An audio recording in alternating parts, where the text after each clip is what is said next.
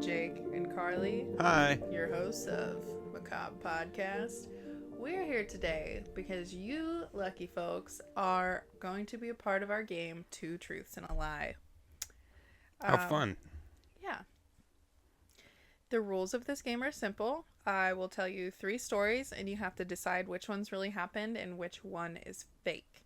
Now, with today's technology, obviously, You can cheat. you can cheat. You can Google everything. The answers to everything is always one click away. Don't do it. Just, if you do that, then you're not playing the game. Just be cool. Then you're cheating. You're a dork. Yeah, and how much...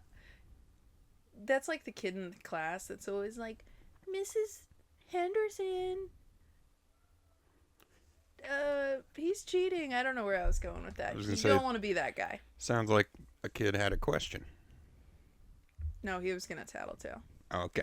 All right, so here's the rules. I'm going to tell you 3 cases. 2 are true, 1 not. 2 truths and a lie. Two And truths folks, and a lie. I don't know this either. I have not gone over these cases with Jake, so he doesn't know which one's a truth and which one's a lie yet. Yeah. First case. Let's go. A serial killer lured his victims in by telling them that he needed their help during digging up buried treasure in the wilderness, where he violently then slaughtered them and ransacked their bodies, stealing whatever valuables they had on them, and then stealing their cars. From one victim, he stole a pound of heroin, some meth, $15,000 cash, and a brand new BMW. Another woman he murdered had just hit the jackpot at the casino earlier that day. Okay. She had $20,000 cash on her. So she kind of had her own little jackpot of treasure. Yeah, and she was lured to the wilderness, and she was brutally mutilated and killed and buried in the woods. Brutal. He would eventually be caught by the police from one of the stolen vehicles that he idiotically got into a police chase with and lost. So that's case 1. It doesn't sound too crazy, but... Well, in this case, luring these people who had all this cash on them to buried treasure. Why would they need buried treasure? They have 15 and 20. The buried treasure thing is weird. That's weird because this one happened in 2019.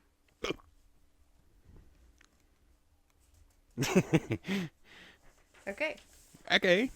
So that's Case first number story. 1, buried treasure. Case number 2. The treasure hunters. Yep. Okay. Case number 2. On a dark September night, a 68-year-old woman was bludgeoned to death near a forest lake outside a tiny Swedish village. Her husband called in. Swedish fish. Jinx. Yeah. Her husband called in and claimed he had found her in the snow. When the police arrived, the husband was arrested and taken into custody. There wasn't a soul around for miles, so it was either him or a shifty moose down the street. After 10 days in jail, they released the husband because they had no hard evidence, but he remained the only suspect. Well, you said a moose? A moose was down the street, but he was the only person that could have possibly committed this crime. Okay. And honestly, statistics say it's usually the husband. 9 out of 10 times. When autopsies came back, the autopsy report came back, it proved that the woman had hair and saliva of a European elk or a moose on her body. Turns out she was killed by being kicked to death by a moose during her evening walk. Not just any moose, though. A drunk moose that had eaten too many fermented apples in the field nearby. So a drunk moose. Drunk moose murder? Murder. Wow. Can moose get drunk on fermented apples? Can I make fermented apples Wine. and eat them? Can it work for me too? And that one kind of sounds like a story that you would watch on 1,000 Ways to Die. Mm-hmm. when you're like 10 years old. And it's in Sweden. There's some wild country out Are there. there moose in Sweden? Big time. Well, I'm asking the viewers. Oh. So shut up, Mr. World Traveled Traveler. Okay, here we go. Story 3. This one happened a long time ago. I've eaten moose. They are terrifying. Yeah. I don't ever want to be near a moose. A moose. One time I saw a moose in real life. If you give a moose a muffin, Mm. you know what they'll do. They'll get drunk and kill you. They'll get drunk, Yeah. stomp your brain to death. Or would they? This next story happened a long time ago. Okay. A man was riding in his car, slowly driving up and down the interstate in the early morning hours, heading east. Okay. He used his car to clear his head. He would drive around to clear his mind. Usually after an argument with his wife. But the driving wasn't what cleared his mind. It was the hitchhikers that he would find. He would torture and murder them and leave them in the ravines along the road. Because he traveled for work, it took police a really long time to apprehend him because he would drive to different counties and states during his drives as he traveled for work. And at this time, we didn't have the DNA database that we have now, and precincts didn't communicate with each other. So they weren't telling each other when crimes had similar patterns and MOs. I know from movies that was a big deal. Yes. On this particular morning in May, he was driving down the interstate after a phone call from his wife turned into an argument again. And he saw a woman in her mid to late 20s on the side of the road looking for a ride. He pulled over, asked her where she was headed, and she got in.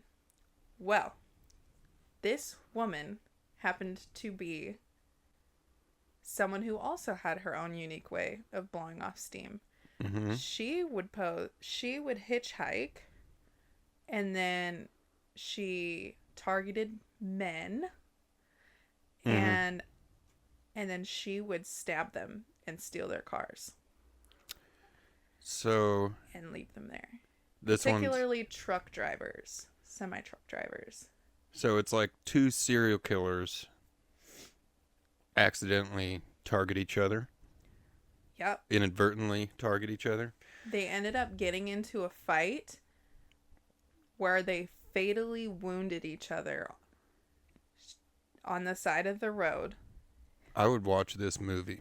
And years later, decades, I would say 2 decades later, police would put the DNA together to realize that the woman from this incident was a serial killer linked to 4 murders of truck drivers along the Midwest interstates, and the man's DNA was linked to 7 women killed along U.S. Route 70 over the span of like 6 years. Wow. That's nice. They both took care of each other. Yeah. So we didn't have to. So, first story. Is it possible that somebody could lure 5 different victims Successfully. with cars full of treasures to his home for buried treasure, where he would kill them in the wilderness? Story number 1. Case 2. Is it possible that a moose could get drunk off of apples and bludgeon a woman to death near her home? And number 3, is it possible that 2 serial killers, separate but equal, could find each other and kill each other?